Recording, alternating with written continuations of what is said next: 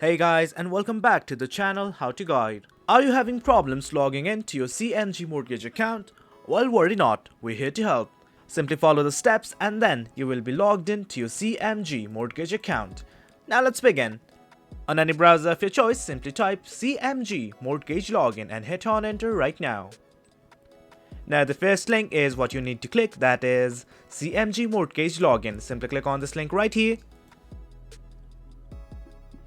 You will then be redirected to a new page, and at the right section of this page it will ask you to enter your credentials, that is your username and password. Simply enter both of them.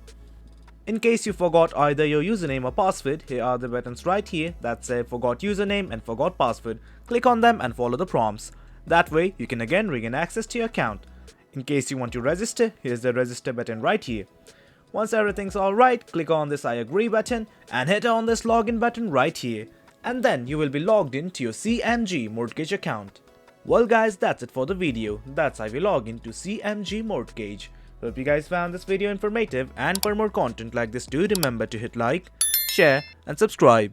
Thank you.